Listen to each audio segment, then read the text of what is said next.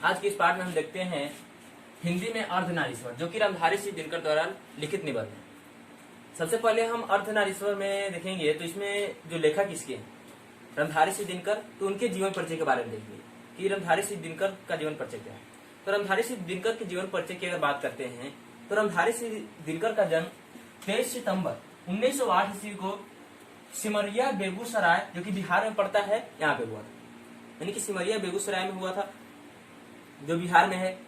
उसके पश्चात अगर बात करते हैं तो इनके माता पिता की अगर बात करें तो माता का नाम मनरूप देवी, पिता का नाम रवि सिंह और इनकी पत्नी जो थी इनका नाम श्यामवती देवी था।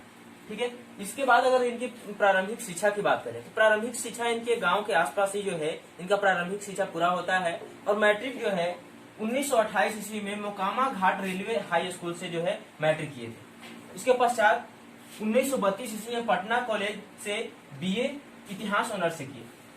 इनकी शिक्षा इस प्रकार से कुछ रही। इसके पश्चात जो है इनको लेखन कार्य की अगर बात करते हैं तो लेखन कार्य के प्रति जो है इनके जब बचपन में थे, यानी कि जब कुछ पढ़ रहे थे, यानी कि मैट्रिक के पश्चात, तो इनको उसी समय से जो है लेखन कार्यों में इच्छा बहुत ज्यादा था। लेखन कार्य करने में बहुत इच्छुक थे, इसलिए वो अपने कम उम्र में ही जो है लेखन कार्य को शुरू कर चुके थे। कई ऐसे कविताएं थे जो लिख चुके थे। इनको अगर प्रमुख रूप से बात करें तो रामधारी सिंह दिनकर को काव्य क्षेत्र में बहुत ही महत्वपूर्ण माना जाता है, क्योंकि हमारे राष्ट्रीय कवि भी हैं। तो इस प्रकार से अगर बात करें तो रामधारी सिंह दिनकर को कई पुरस्कारों से सम्मानित भी किया गया, कई लेखन के आधार पर। अगर बात करें तो इनकी प्रमुख कृतियां कुछ इस प्रकार से, जैसे कि काव्य कृति में सबसे प्रमुख इनको माना जाता है कि कविता लिखने में सबसे महारत हासिल है, क्योंकि कविताओं और गद्य में भी जो है इस प्रकार से रामधारी सिंह दिनकर जो हमारे राष्ट्रीय कवि हैं इस प्रकार से लिखते हैं, उसमें सभी सामाजिक परिस्थितियों के बारे में, उसके साथ साथ ऐसे ऐसे बातों के बारे में चर्चा करते हैं जो लोगों का मन मोह लेता है, यानी कि लोगों को बहुत ज्यादा प्रभावित करता है और लोगों के जीवन के बारे में जुड़ी हुई बातों को इसमें चर्चा किया जाता है।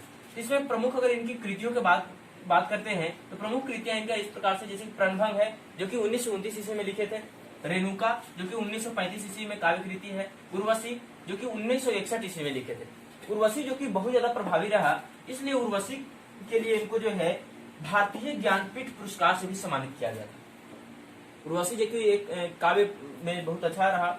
उसके पश्चात अगर बात करें तो हारे को हरिनाम 1970 ईस्वी में लिखे। इस प्रकार से कई और अन्य काव्य कृतियां जो है इन्होंने प्रकाशित किया। उसके साथ साथ गद्य क्षेत्र में अगर बात करते हैं तो इनका कुछ गद्य कृतियां इस प्रकार से रहा, जैसे कि मिट्टी की ओर 1946 ईस्वी में, अर्धनारीश्वर जो कि हम लोग पढ़ रहे हैं अभी चैप्टर, इसको खासतौर तौर पर याद रखना है क्योंकि ऑब्जेक्टिव में आ सकता है आपका। तो अर्धनारीश्वर 1952 ईस्वी में। उसके साथ साथ वट पीपल जो कि 1961 ईस्वी में और संस्कृत के 4 अध्याय जो कि 1956 ईस्वी में। संस्कृत के 4 अध्याय के लिए भी इनको जो है अगर बात करें तो साहित्य अकादमी पुरस्कार से सम्मानित किया जा चुका है। यानी कि ये भी जो है संस्कृत के 4 अध्याय बहुत ज्यादा लोगों को प्रभावित किया, इसके लिए इनको साहित्य अकादमी पुरस्कार से सम्मानित किया गया। इसके पश्चात अगर बात करते हैं तो दिनकर की डायरी जो कि 1973 ईस्वी में लिखे थे। इस प्रकार से इनका कुछ प्रमुख गद्य कृतियां रहा। और काव्य कृतियां इनकी अगर बात करते हैं तो ये काव्य क्षेत्र में बहुत ही इनका प्रमुख स्थान रहा, जिसके लिए इनको ऐसे पद्म भूषण सम्मान से भी सम्मानित किया गया और इनको राष्ट्रीय कवि का जो है दर्जा दिया गया, राष्ट्र कवि के रूप में इनको सम्मानित किया गया और हमारे राष्ट्रीय कवि के रूप में रहे। इनकी अगर बात करते हैं तो 1930 के दशक से ही जो है इन्होंने तीसरा दशक से ही लेखन कार्य शुरू कर दिया था, लेकिन चौथी यानी कि दशक जो शुरू हुआ 1940 के बाद की अगर बात करें तो उस समय से जो है इनका लेखन कार्य में जो है ज्यादा प्रवृत्तियां देखने को मिलता है। लेखन कार्य से जो है प्रकाशित होना शुरू हुआ तो उस समय से माना जाता है इनकी। यहीं पे अगर बात करते हैं तो इनकी निधन की अगर बात करें तो निधन 24 अप्रैल 1974 ईस्वी को हुआ था।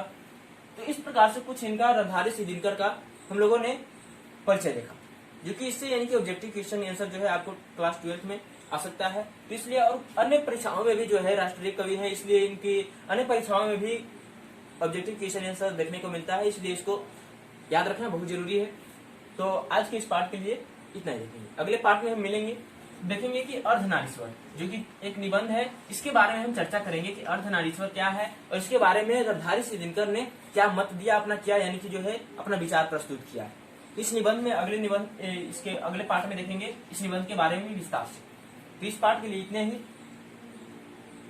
अब अगले पाठ में मिलते हैं फिर से। इसमें अगर कोई दिक्कत हो या कुछ पूछना हो तो उसको कमेंट में लिखिए, उसके बारे में चर्चा किया जाएगा। Thanks so much.